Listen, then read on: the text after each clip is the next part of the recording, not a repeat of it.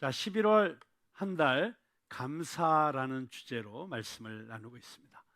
지난주에 IT에서 오신 헬렌 킴 선교사님이 감사에 대해서 너무 중요한 말씀을 해주셨어요.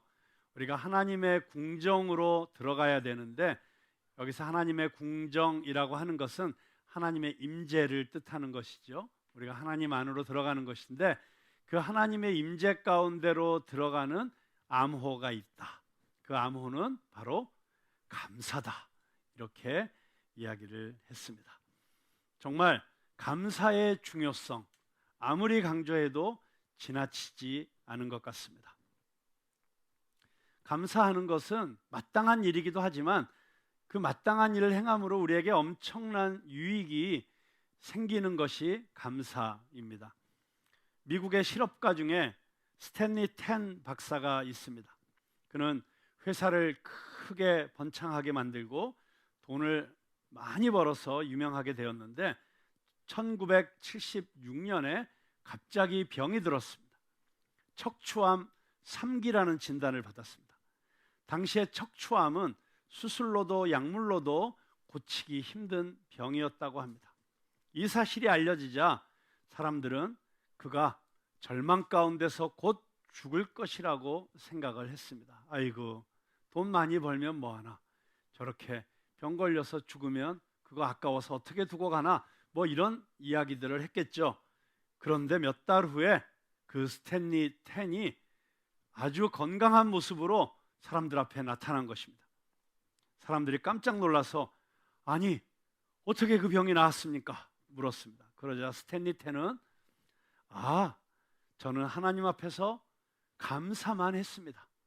그랬더니 어느 날 병이 다 나았습니다. 이렇게 대답을 한 것입니다. 그러면서 이렇게 말했습니다. 제가 병이 들어서 이제 죽게 되었다는 사실을 알게 되었을 때 저는 이렇게 기도했습니다. 하나님, 병들게 된 것도 감사합니다. 병들어 죽게 되어도 감사합니다. 하나님, 저는 죽음 앞에서 하나님께 감사할 것밖에 없습니다. 살려주시면 살고 죽으라면 죽겠습니다. 하나님, 무조건 감사합니다. 그렇게 매 순간 감사하고 감사했더니 그 암세포가 다 사라지고 건강을 되찾게 되었다는 것입니다. 그가 건강을 회복하게 된 것은 감사 때문이었습니다. 요즘 미국의 정신병원에서는 우울증 환자들을 치료하기 위해서 약물 치료보다는 소위 감사치유법을 더 많이 사용하고 있다고 합니다. 환자들로 하여금 자신의 삶에서 감사한 일들이 무엇일까를 찾아내게 하고 감사를 회복하도록 도와주고 그 감사를 입술로 고백하게 하고 표현하게 했더니 뜻밖의 이 약물보다도 훨씬 더 우울증 치료에 효과가 있었다고 하는 것입니다. 이 감사치료법은 단지 정신과적인 치료에만 효과가 있는 것이 아니라 스탠리 텐의 경우와 같이 육체의 질병에도 효과가 있다는 것이 임상을 통해서 밝혀지고 있습니다. 일본의 해군 장교였던 가와가미 기이치 씨가 있는데 2차 세계대전이 끝난 후에 고향에 돌아오고 나서 하루하루 사는 것이 짜증이 났고 불평, 불만이 쌓여져 갔습니다. 그러다가 갑자기 전신이 굳어져서 조금도 몸을 움직일 수 없는 불치병에 걸리고 말았습니다. 그때 그는 정신치료가인 후찌다 씨를 만나게 되었습니다. 후찌다 씨는 이 기이치 씨에게 매일 밤 감사합니다라는 말을 10,000번씩 하세요. 그렇게 조언을 했다고 합니다.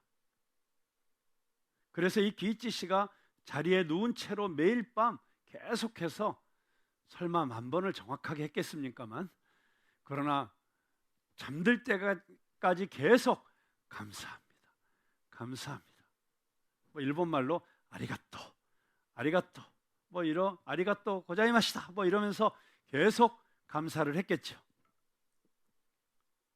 그래서 감사가 아주 몸에 배이게 되었다고 합니다.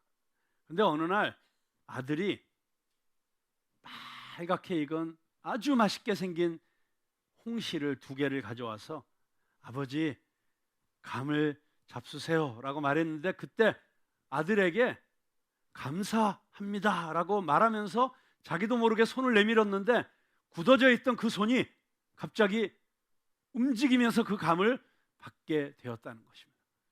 그러면서 그 몸에 굳어졌던 근육들이 풀어지기 시작해가지고 아주 정상적인 몸을 회복하게 되었다고 하는 것입니다. 말로만 하던 감사가 실제 감사가 되었고 불치병도 깨끗이 낫게 한 것입니다. 여러분, 사람의 병은 대부분 스트레스에서 옵니다. 스트레스의 원인은 마음의 상처와 부정적인 생각입니다. 그런데 이 스트레스와 부정적인 생각을 이길 수 있는 최고의 백신이 감사입니다. 그래서 감사하는 마음을 가지면 모든 스트레스를 극복할 수 있게 되고, 그리고 모든 질병들을 예방할 수도 있고 치유할 수 있는 놀라운 능력이 있다는 것입니다. 탈무드에 보면 세상에서 가장 사랑받는 사람은 모든 사람을 칭찬하는 사람이요, 가장 행복한 사람은 감사하는 사람이다, 이렇게 얘기를 했습니다. 여러분, 칭찬받고 살고 싶으시죠? 네, 그러면 사랑받고 살고 싶으시죠? 네, 그러면 칭찬하는 사람이 되면 됩니다. 우리 서로 옆에 있는 사람을 바라보시면서 뭐라도 좋으니, 뭐가 돼도 좋으니 한번 칭찬 한번 해보세요. 뭐를 칭찬하시겠어요? 그냥 뭐가 됐든지 한번 칭찬을 막 여러 가지를 해보세요. 네, 칭찬을 받으니까 기분이 좋으시죠? 네, 그러면 감사합니다 라고 인사를 해보겠습니다. 감사합니다. 감사합니다. 여러분, 지금 숨을 쉬실 수 있습니까? 그러면 감사하실 수 있기를 바랍니다. 햇빛을 보며 걸을 수 있으신가요? 감사하실 수 있기를 바랍니다. 지금 살아서 움직이며 할 일이 있으십니까? 그러면 감사하십시오. 한 컵의 물을 마실 수 있으십니까? 감사하십시오. 일용할 양식이 있으십니까? 감사하십시오. 우리가 너무나도 잘 아는 성경 말씀이 있죠. 데살로니가전서 5장 16절에서 18절 말씀. 다 외우시고 계시죠? 네, 그럼 한번 암송해 보도록 하겠습니다. 시작.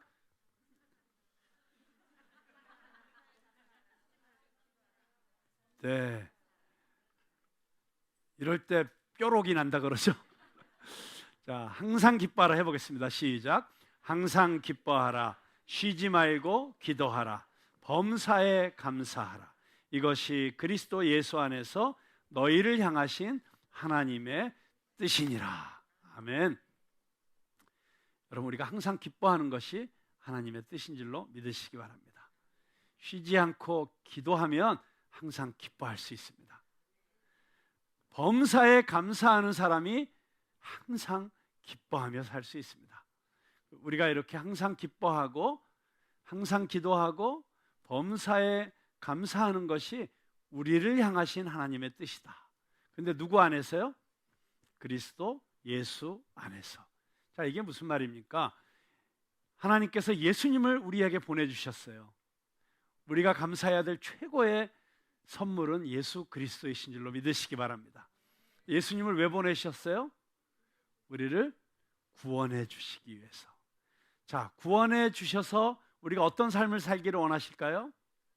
처음에 하나님께서 인간들을 창조하셨을 때 그 인간들이 누리고 살기를 원했던 것을 다 누리고 살도록 우리를 구원해 주신 거예요. 그러면 하나님이 우리를 위해서 준비해 주신, 예비해 두신 그 축복이 뭘까요? 희락, 감사, 평화, 이런 것들이에요. 우리가 늘 기뻐하면서 감사하면서 평강을 누리면서 행복하게 사는 것, 그게 하나님께서 예수 그리스도를 통해서 우리를 구원하신 목적인 줄로 믿으시기 바랍니다. 그래서 예수님께서 이렇게 말씀하셨잖아요. 내가 온 것은 양으로 생명을 얻게 하고 더 풍성히 얻게 하려 함이라. 예수님은 우리의 생명을, 죽었던 우리를 구원하시기 위해서 우리에게 생명을 주셨을 뿐만 아니라 그 생명을 단지 겨우 살아있는 존재가 아니라 풍성하게 누리면서 사는 존재가 되기를 원하시는 것입니다. 그런데 그 비밀의 열쇠가 어디에 있다? 감사에 있다. 그래서 우리가 그리스도 예수 안에서 우리를 향하신 하나님의 뜻은 우리가 감사하는 것입니다. 범사에, 우리가 지금 당장 눈앞에 보기에는 감사할 수 없는 일 가운데서도 감사를 고백하는 것입니다. 내 생각으로 이해가 안 되는 일 가운데서도 하나님을 향하여 감사를 고백하는 것입니다. 말도 안 되는 인간이 나를 괴롭혀도 그 인간 때문에 원망하고 불평하고 하나님한테 하나님 이게 뭡니까? 라고 불만을 쏟아내는 것이 아니라 감사합니다. 이 사람을 주셔서 하나님 저를 어떻게 성숙시키려고 하시는 것입니까? 라고 감사할 수 있는 사람이 될 수 있기를 바랍니다. 여러분, 우리가 곰곰이 생각해 보면, 깊이 생각해 보면 감사에 도달할 수 있습니다. 그래서 영어로 think, 생각하다는 단어하고 thank, 감사하다는 단어가 어원이 같다고 하지 않습니까? 우리가 생각하면 감사에 이룰 수 있습니다. 근데 그 생각의 방향이 감사를 향해서 가야 되는 것입니다. 자, 저도 제 인생을 돌이켜보고 생각해 보니까 정말 너무 감사할 일이 많습니다. 물론 살아오면서 너무 힘들 때도 많았죠. 많은 분들이 저한테 그렇게 얘기해요. 고생을 모르고 자란 것 같다고. 그래 보입니까? 비교적 해맑다고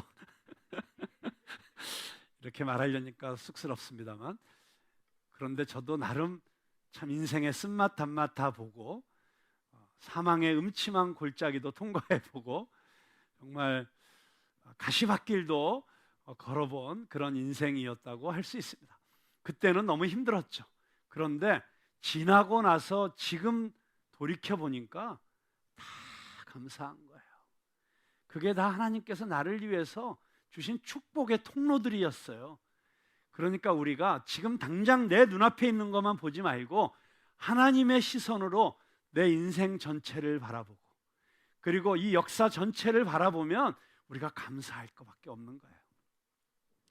제가 우리나라를 생각해도 그렇습니다. 저는 사실 한 20년 전부터, 제가 2020년에 캐나다에 있다 한국에 들어와서 지금 한 21년 사는 거죠. 그때부터 지금까지 신문을 보면서 늘 어떤 마음이 드냐면, 야, 우리나라가 곧 망하겠구나, 이런 생각이 들어요. 정말 말도 안 되는 일들이 계속 일어나고 있고, 야, 이래 갖고 우리나라의 기업들이 살아남겠나? 이래 가지고 우리 자영업자들이 장사를 제대로 하겠나? 이래 가지고 뭐 이 나라가 경제가 발전이 되겠나? 정말 곧 망할 것 같아. 그런데 보면 끊임없이 성장하고 있어요. 끊임없이 발전하고 있어요. 그러다가 어느 날 돌이켜 보니까 뭐 빌보드 차트를 BTS가 계속 1등을 하지를 않나? 오징어 게임이라는 드라마가 넷플릭스에서 지금 전 세계 1위를 하고 있지 않나? 한국의 문화예술 콘텐츠가 지금 전 세계를 덮고 있어요. 뭐 아카데미상의 감독상, 작품상을 받질 않나? 그뿐만이 아니죠. 정말 한국의 자동차가, 반도체가, 전자제품이 정말 얼마나 전 세계 사람들에게 사랑을 받는 이런 나라가 되어가고 있습니까? 지금 당장 눈앞에 걸 보면 이거 뭐 방역도 잘 못하고 뭐도 못하고 막 이러는 것 같은데, 큰 그림에서 보면 하나님은 우리나라를 위대한 민족으로, 위대한 나라로 이끌어가고 계신다.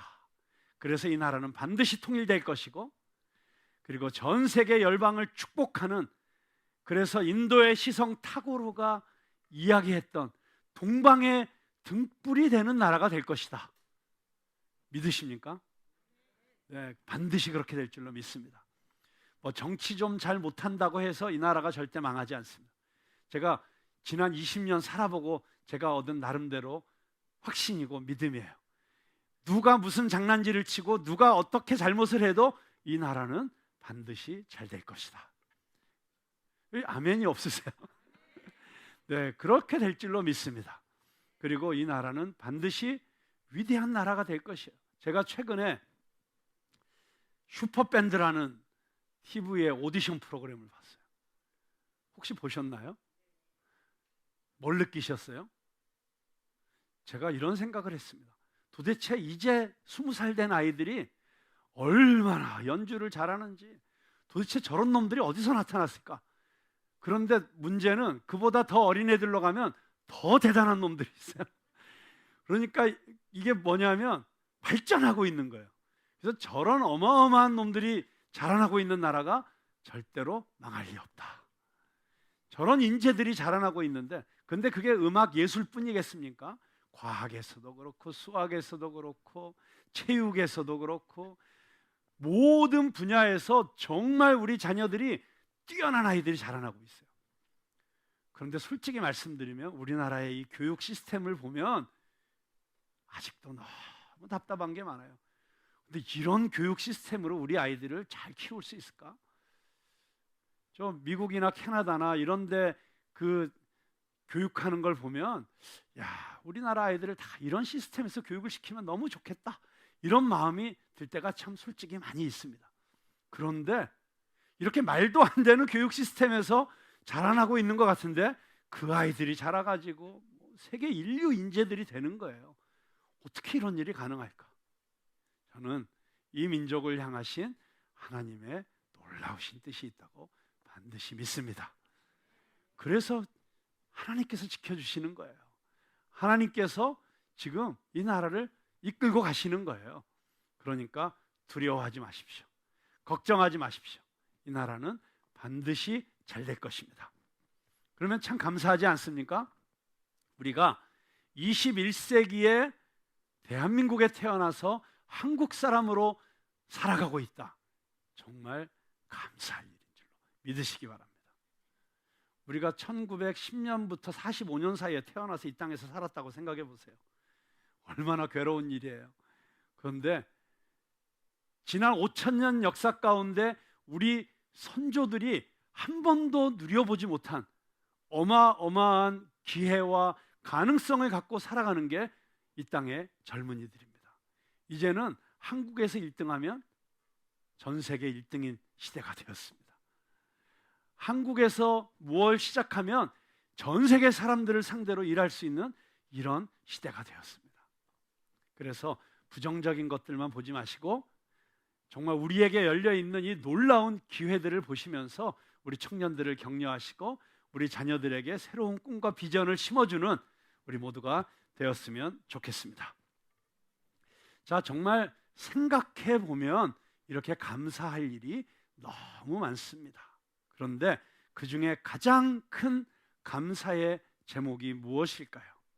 오늘 우리가 함께 찬양으로 불렀던 시편 42편은 시편 5권 중에 두 번째 권의 첫 번째 시입니다.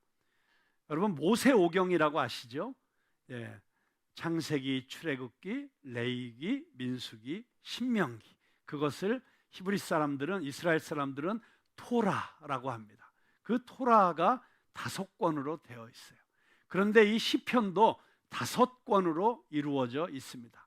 그리고 정말 신기하게도 이 5권의 토라와 5권의 시편이 각각 짝을 이루고 있어요. 그래서 창세기와 시편 첫 번째 책이 짝을 이루고 있습니다. 그리고 그 시편 첫 번째 책과 창세기는 창조주 하나님에 대해서 이야기하고 있습니다. 우리 인생을 창조하시고 이 온 우주를 창조하시고 지금도 우리의 주인이 되시는 여호와 하나님에 대한 이야기가 창세기와 시편 첫 번째 권에 담겨 있다. 자, 그러면 모세오경의 두 번째 책은 뭐죠? 네, 출애굽기. 출애굽기는 무슨 책입니까? 노예 상태에 있던 이스라엘 백성을 하나님이 구원해내신 이야기이죠. 그러면 시편의 두 번째 책은 무엇에 대한 시들일까요? 네, 맞습니다. 하나님의 구원의 은혜를 찬양하는 노래들입니다. 그래서 시편 두 번째 책 이 42편부터 우리를 구원하신 하나님에 대한 찬양으로 시작되고 있는 것입니다. 자, 그런데 이 구원의 은혜를 찬양하는 이 시가 시작될 때 고라 자손의 맞쓰기리다, 이렇게 제목이 붙어 있어요.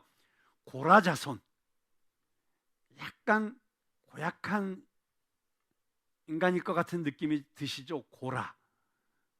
근데 그 고라가 민수기에 등장을 하는데, 민수기 16장에 보면 모세와 아론에게 대하여 반항하고 너무 교만해서 나는 이제 모세와 아론을 따르지 않겠다라고 반역을 했던 인물이 고라입니다.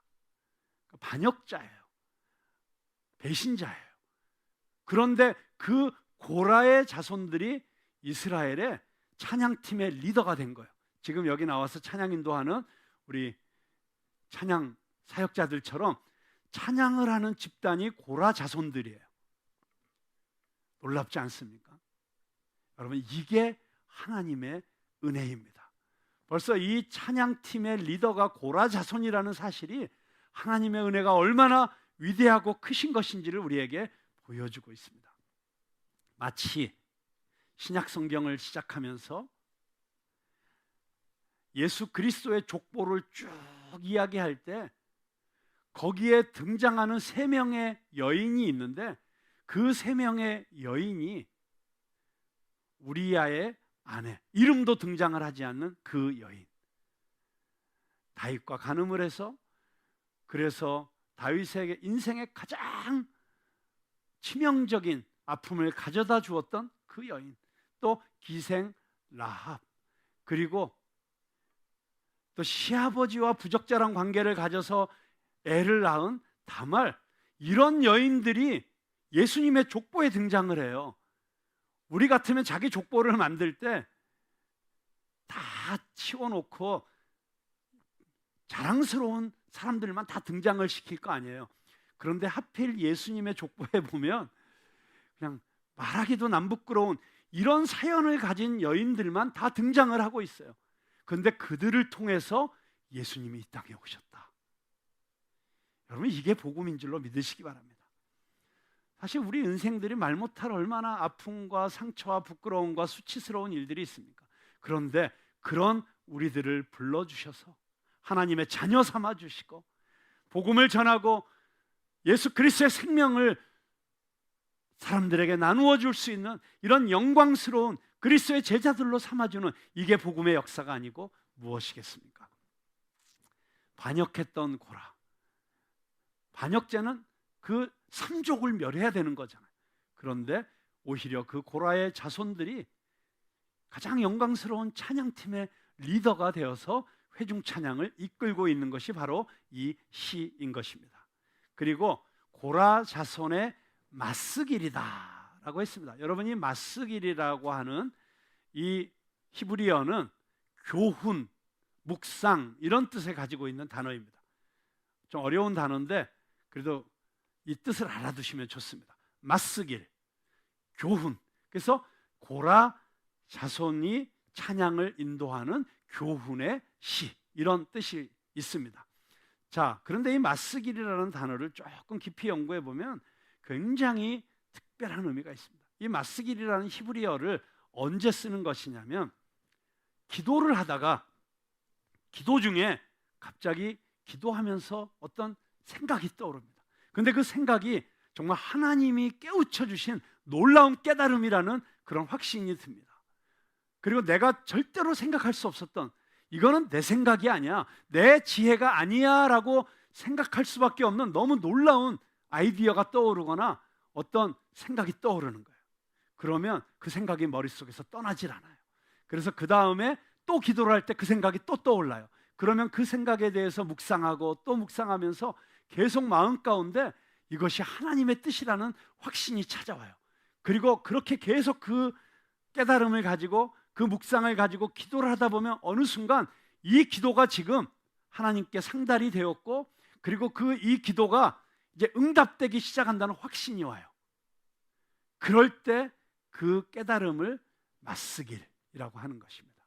그러니까 그냥 교훈이 아니고, 이것은 하나님과의 깊은 교제 속에서 하나님께서 주신 영감을 가지고 그것이 내 인생의 어떤 비밀을 풀어내고 내 인생의 어떤 것들을 해석해주고, 그리고 내가 앞으로 살아가야 될 어떤 삶의 방향을 보여주는 그런 놀라운 깨달음, 그걸 맞쓰길이라고 하는 것입니다. 여러분, 저는 여러분이 기도할 때 여러분의 기도가 그렇게 맞쓰길로 이어지게 되기를 주님의 이름으로 축원합니다. 내가 한 인생 살다 가면서 정말 내 친구들에게, 내 가족들에게, 내 자녀들에게 이런 맞쓰길 한두 개는 남겨주고 가야 되지 않겠습니까? 내가 평생을 살아보니 아들아, 이렇게 살아야 돼. 이게 하나님 뜻대로 사는가? 이게 잘 사는 거야 라고 남겨주고 갈 수 있는 그런 맞쓰길 혹시 있으십니까? 있으시냐고요? 눈으로 말하시고 계시는 분들이 많네요. 저도 나름 정말 이것이 내 지나온 삶을 통해서 내가 하나님께 얻은 이 너무 기가 막힌 교훈이다, 그럴 수 있는 몇 가지 인생의 화두가 있는 것 같아요. 그 중에 하나만 소개하면 이런 거예요. 내가 나를 성공시키기는 너무 어렵지만 남을 성공시키는 건 너무 쉽다. 내가 나를 성공시키기 위해서 열의 노력을 해야 된다면 그래도 될까 말까인데, 다른 사람을 성공시키기 위해서는 1이나 2의 노력만 해도 쉽게 그들이 성공하더라. 그래서 우리가 서로 성공하는 비결이 있어요.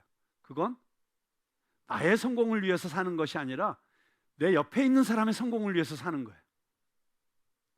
그러면 서로 성공할 수 있어요. 이게 제가 기도하는 가운데 어느 날 하나님께서 깨우쳐 주셨고, 그리고 그대로 실천해 보았더니 정말 그러더라고요. 그래서 그대로 앞으로도 계속 살려고 생각을 하는 저의 나름대로의 맞쓰길입니다. 공감이 되시나요? 이렇게 생각하고 이렇게 실천했더니 정말 간증할 일이 한두 가지가 아니에요. 제 힘으로는 도저히 할 수 없는 일인데 누군가를 밀어줬더니 그가 그 일을 훨씬 더 잘하게 되는, 여러분, 이게 굉장히 성경적이고 복음적이고 하나님이 이 세상을 움직이는 방법인 줄로 믿으시기 바랍니다. 자, 그러면 다시 한번 우리 옆에 있는 우리 성도들, 서로 우리 교우들을 향해서 이제 한번 이렇게 그러면 약속하시겠어요? 앞으로는 당신의 성공을 위해서 살겠습니다. 네, 정말이십니까? 네, 우리 성도들이 서로를 성공시키기 위해서 살면 우리 교회가 완전 대박 날 것 같아요. 요거 하나만 잘 실천해도 우리 성도들이 얼마나 서로 잘 되겠어요. 네, 그런 축복이 있게 되기를 바랍니다. 자, 근데 저의 맞쓰길이 아니라 우리는 지금 다윗의 맞쓰기를 공부하고 있습니다. 자, 시편 42편에서 다윗은 그럼 우리에게 어떤 교훈을 지금 주고 싶어서 이 시를 썼을까요? 그걸 알려면 지금 이 시인이, 다시 말하면 다윗이 어떤 상태에 있는지를 먼저 알아야 됩니다. 자, 시편 42편 3절에서 5절을 보니까 상당히 우울합니다. 사람들이 종일 내게 하는 말이 내 하나님이 어디 있느냐 하오니 내 눈물이 주야로 내 음식이 되었도다.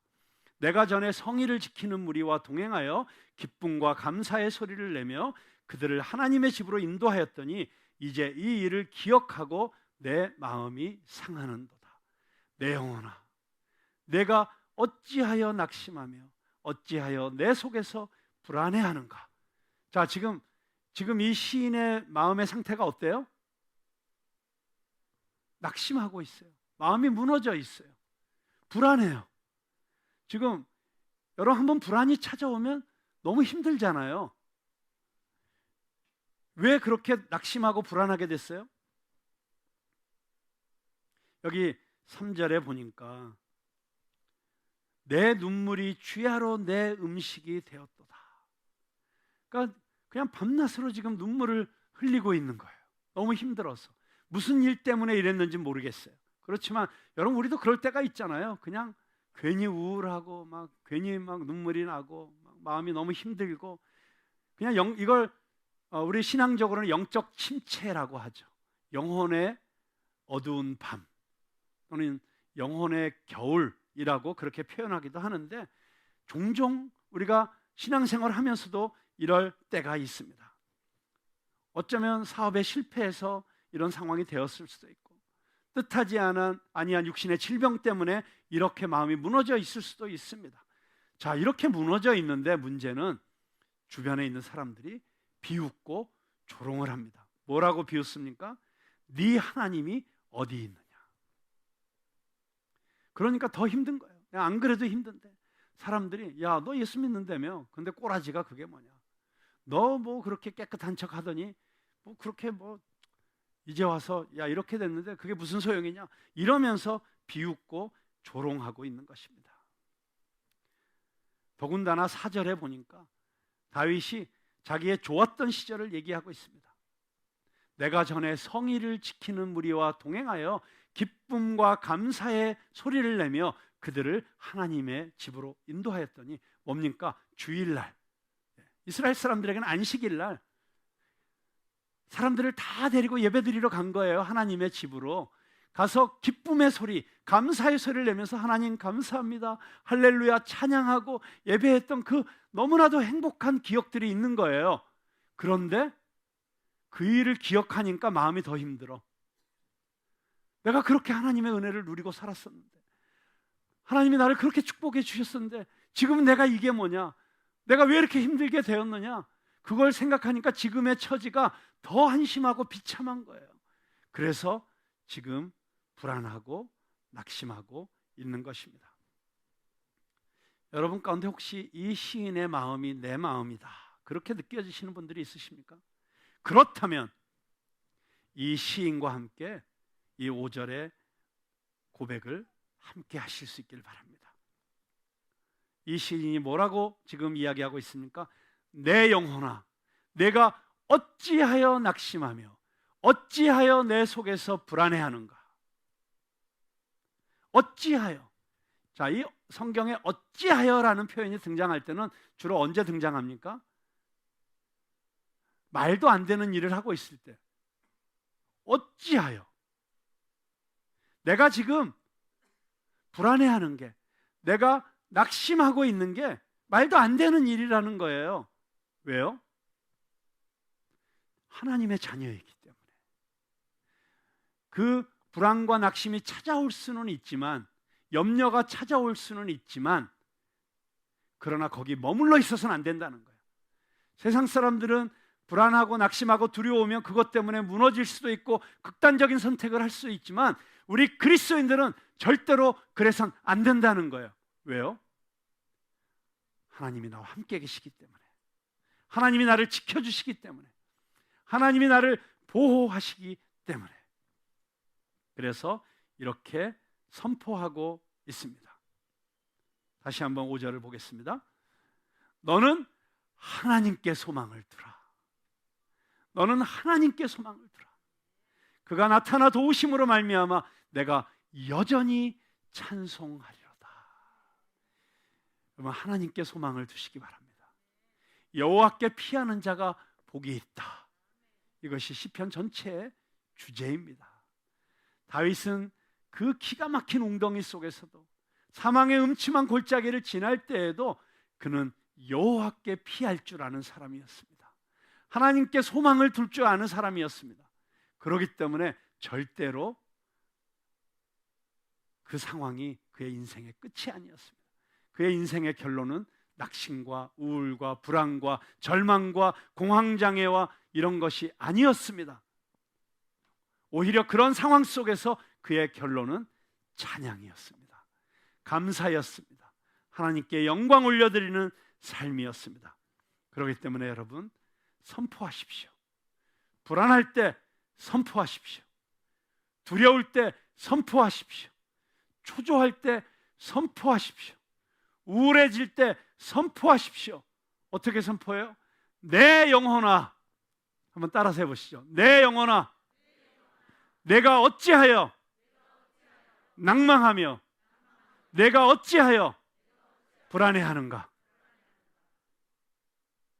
어찌하여? 혹시 지금 불안 가운데 있으십니까? 두려움 가운데 있으십니까? 이렇게 선포하십시오. 나는 하나님의 사랑받는 아들이다. 나는 하나님의 사랑받는 딸이다. 하나님이 나를 지켜주신다. 나는 하나님의 것이다. 나는 반드시 승리할 것이다. 믿으십니까? 네, 그렇기 때문에 우리는 어떤 상황 속에서도 찬양할 수 있습니다. 감사할 수 있습니다. 여러분, 그러니까 결국 이 마음이 문제예요. 마음이.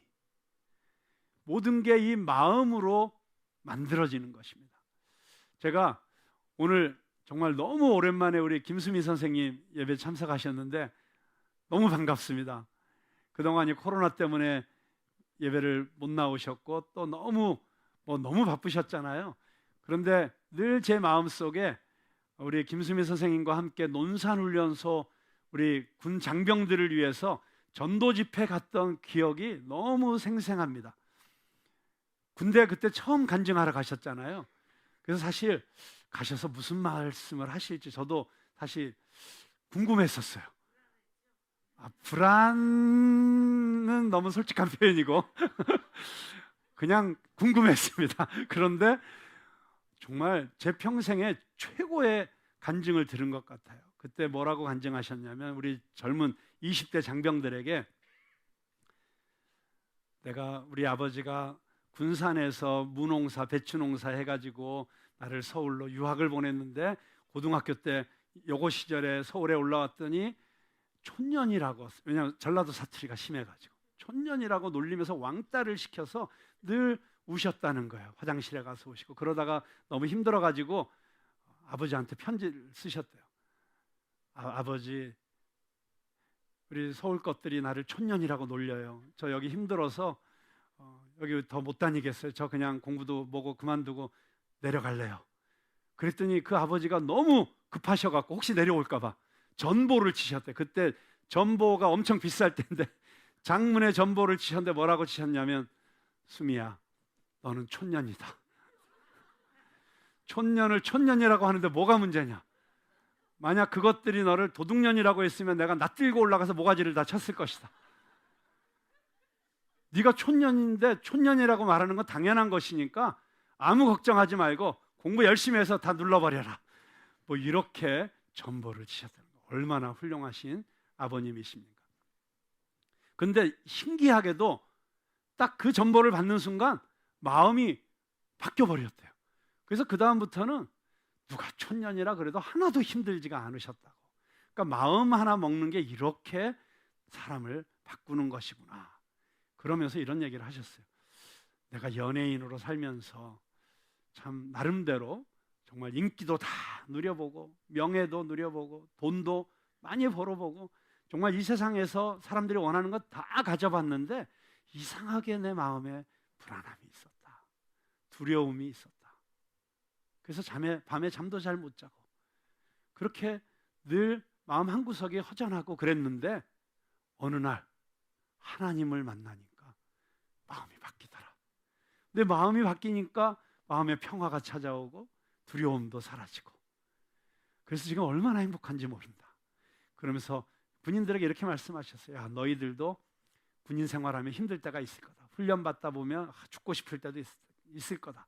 그런데 하나님을 마음에 모셔드리면 너희 마음이 바뀌어서 그거 다 잘 이겨낼 수 있을 거다. 이렇게 간증을 하신 거예요. 정말 엄청난 설교 아닙니까? 그래서 원래 그 간증 끝나고 제가 설교를 해야 되는데 설교를 안 했어요. 설교를 할 필요가 없더라고요. 그냥 그 다음에 제가 나가서 콜링을 했습니다. 초청을 했어요. 너희들 얘기 잘 들었지? 예수님을 마음에 모시면 마음이 바뀌는 거야. 우리 마음을 근본적으로 바꿔줄 수 있는 분은 예수님밖에 안 계셔. 근데 그렇게 마음이 바뀌면 이 세상 살면서 어떤 일이 와도 감사하며 살 수 있어. 평강을 누리며 살 수 있어. 기뻐하며 살 수 있어. 그렇게 예수님을 모시고 싶은 사람 자리에서 한번 일어나 봐 했더니 그날 거기 한 3,000명 장병들이 있었거든요. 정말 거짓말 하나도 안 보태고 한 대여섯 명, 원래 어디 가도 그 정도는 있게 마련이에요. 대여섯 명 빼고 나머지가 다 일어났어요. 사도행전 아닙니까? 베드로의 설교 한 번에 3,000명이 회개했잖아요. 정말 그날 한 번에 3,000명이 예수님을 영접하는 역사가 일어났습니다. 제 평생에 가장 감격스러웠던 그 장면 중에 한 장면인 것 같아요. 그렇습니다. 답이 뭐냐? 하나님을 만나면 된다. 하나님이 내 삶의 주인이 되시면 된다. 내 삶이 하나님의 손에 붙잡혀 있으면 된다. 그것을 알기 때문에 이 시인은 1절에서 이렇게 기도합니다. 하나님이여, 사슴이 시냇물을 찾기에 갈급한 같이 내 영혼이 주를 찾기에 갈급하나이다. 이 다윗이 살면서 이런 경험을 한 거예요. 자기가 너무 힘들 때 하나님을 찾았더니, 하나님께 피했더니 내 마음이 바뀌는 경험을 한 거예요. 내가 하나님께 피했더니 내 인생의 그 풀기 어려운 숙제들이 풀리는 걸 경험한 거예요. 그러니까 지금도 다윗이 너무 힘들고 어려운데 지금 다윗에게 필요한 것은 사람의 어떤 위로가 아니라, 어떤 물질의 축복이 아니라 하나님 그분이신 거예요. 그냥 하나님만 계시면 되는 거예요. 내가 하나님 안에 있으면 되는 거예요. 여러분, 그런데 그 하나님이 안 계시면 우리는 다른 무엇인가로 그 갈증을 채우려고 합니다. 돈으로, 쾌락으로, 도박으로, 술로. 그런데 그 어떤 것으로도 내 영혼 깊숙한 곳에 있는 그 빈자리를 채울 수가 없어요. 어거스틴이 그렇게 얘기했잖아요. 모든 사람들의 영혼에는 하나님이 아니고서는 채울 수 없는 빈자리가 있다. 그 빈자리 때문에 그걸 채워보려고 사람들이 온갖 걸 쏟아붓고 있는 거예요.